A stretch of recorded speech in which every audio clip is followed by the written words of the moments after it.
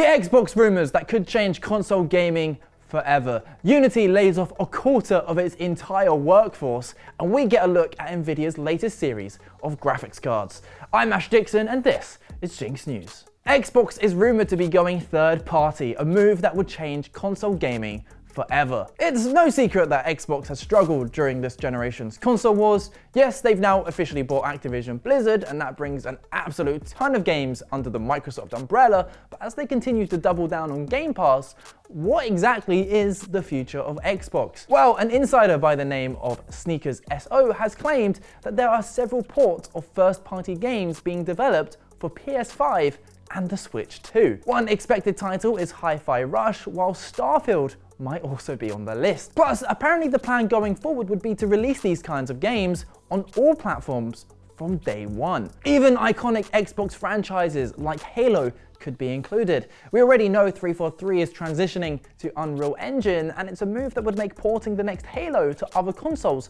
a whole lot easier. Obviously, these are only rumors, but while Xbox game boss Phil Spencer has ruled out Game Pass for PlayStation and Switch, it was only a couple of months ago that he said that he considers those players as part of the Xbox community. And man, does this whole thing just raise a whole load of questions. I mean, Xbox versus PlayStation. It's a tale as old as time. Well, since 2001, I guess. And I don't think I'm ready for that to change. I won't lie, Microsoft have consistently shot themselves in the foot through their terrible naming skills. Xbox 360 sounded super cool. Xbox One, however, was a strange choice for your third console. Oh, and then we had Xbox Series X and S. Like, what? Bro's having a bigger identity crisis than Roger from American Dad. But this shift doesn't necessarily mean Microsoft won't be releasing yet another terribly named console. I reckon we'll have one more generation, which will be the home of Game Pass before, dare I say it, cloud gaming takes over.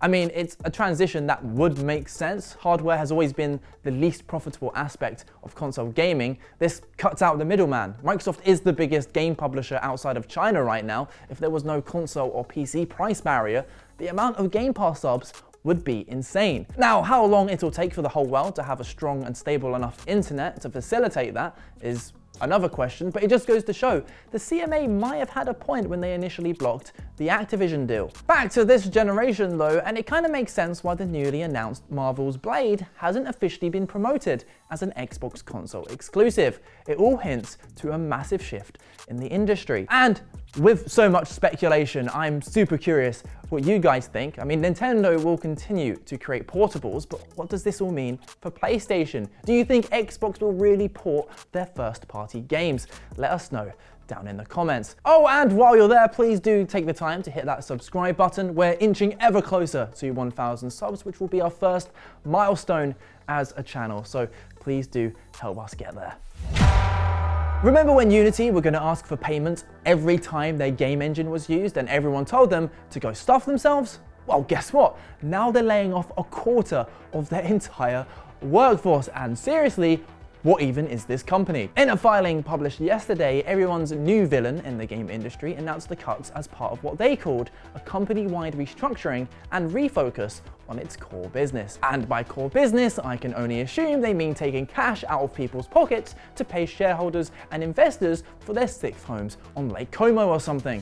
Incredibly, this is the fourth time in a year that Unity have laid off staff. You would have thought by now they'd have this figured out, but I guess not. When it was announced in October that CEO and porn parody Bond villain John Riccitiello was stepping down following their ludicrous monetization plans, I think most people thought that was Unity making positive steps to get a grip and do right by the people that matter for their business. You know, the engineers who make the engine, the developers who use their product, and the players who buy their games. But now a quarter of those at Unity are out of work, and with their reputation in tatters, it must be a horrendous place for those remaining there. Imagine going into the office every day knowing at any moment you could suddenly be asked to pack your things and leave. And then having to tell people you worked for that company that tried to turn a game engine into something akin to freemium mobile garbage. Now, it is worth mentioning that a lot of these layoffs were inevitable either way due to their hiring practices during the pandemic. In 2019, they had around 2,000 employees,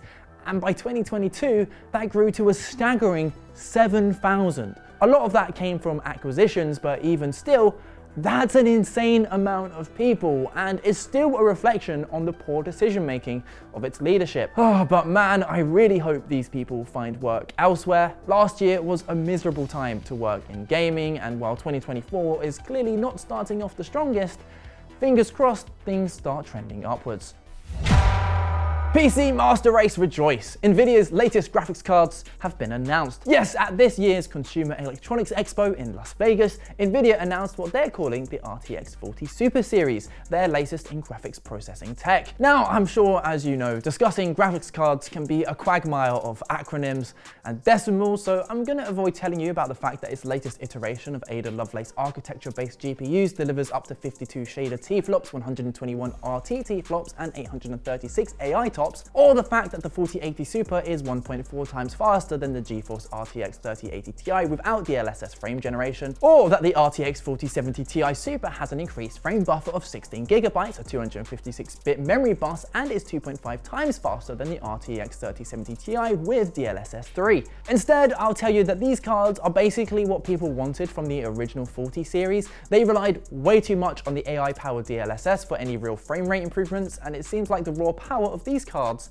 have been addressed. The prices have also dropped, very important, with the cheapest one at $599, still a far cry from the days where I'd pick up a 3DFX card for $1.06, but it's still an improvement. The most powerful 4080 Super will still set you back $1,000, however, so don't go booking for your next holiday if you're looking to run Cyberpunk at max settings with ray tracing. And that's it. So PC hardware fans, are you happy with NVIDIA's announcements? Have they done enough to fix the issues with the previous cards, and will you be looking to pick up one of those Supers?